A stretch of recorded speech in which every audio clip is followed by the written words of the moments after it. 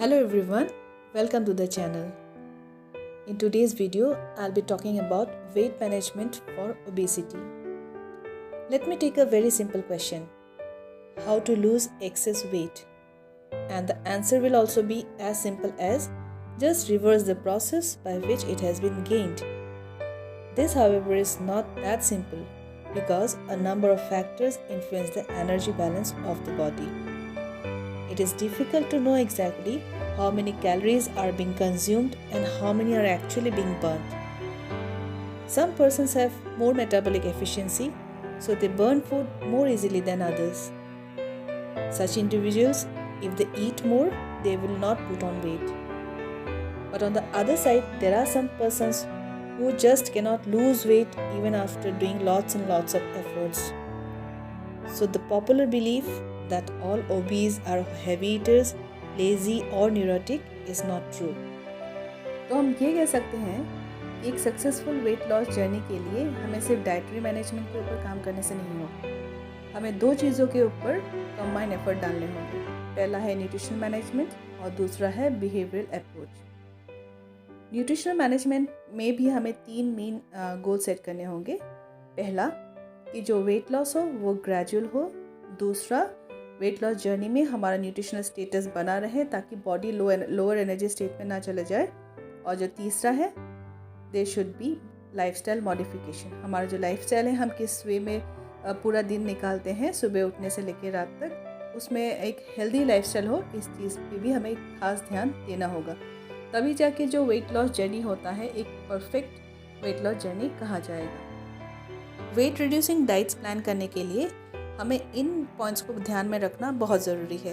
Point number 1, diet should be deficient in energy. इसका मतलब है जो हमारा डाइट होगा उसमें एनर्जी की मात्रा कम हो, यानी कि कार्बोहाइड्रेट की मात्रा कम होनी चाहिए। Point number 2, educate in other nutrients.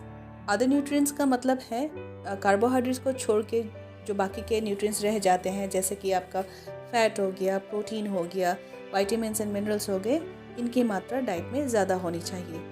Point number 3, sufficient bulk to provide satisfaction. इसका मतलब ये है कि हम डाइट ऐसा प्लान करें ताकि कम अमाउंट में लेने के बावजूद भी हमारी जो भूख है वो बहुत देर तक बनी रहे।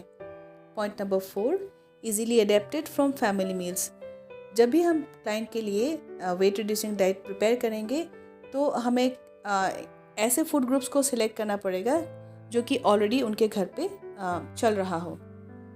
Point number 5, easy to follow when eating out. Diet ऐसी होनी चाहिए ताकि अगर कभी कभार हम बाहर भी खाते हैं तो वहाँ पे भी हमें दिक्कत ना हो। Point number 6, reasonable in cost. Definitely since everything is budgeted, तो जब भी हम डाइट प्लान करेंगे वेट रिड्यूस करने के लिए, तभी भी ऐसा प्लान करें ताकि वो हमारे बजट के अंदर हो। Point number 7, must modify dietary behaviour. इसका मतलब ये है कि खाने पीने से रिलेटेड जो भी हमारा बिहेवियर है उसमें हमें बहुत सुधार लाना पड़ेगा। ये नहीं कि जब मर्जी कुछ भी हम लोग मंचिंग करते चले जाए। ये थी कुछ बातें रिगार्डिंग न्यूट्रिशनल मैनेजमेंट। अब न्यूट्रिशनल मैनेजमेंट के साथ एक्सरसाइज भी बहुत इम्पॉर्टेंट है वेट लॉस जर्नी में, क्योंकि सिर्फ डाइटरी मैनेजमेंट करके या न्यूट्रिशनल मैनेजमेंट करके ही हम पूरी तरह से वेट मैनेजमेंट नहीं कर सकते हैं। इसके साथ साथ एक्सरसाइजेस का होना भी बहुत ज़रूरी है। और वेट लॉस की जर्नी में एरोबिक एक्सरसाइजेस बहुत ही इम्पॉर्टेंट रोल प्ले करता है, क्योंकि जब हम एरोबिक एक्सरसाइजेस करते हैं इससे हमारे बॉडी के अंदर ऑक्सीजन लेवल इंक्रीज़ होता है, जिससे कि हमारा जो एपिटाइट है, जो भूख है, वो बहुत देर तक सप्रेस रहता है। ये थी कुछ बातें regarding management in case of obesity.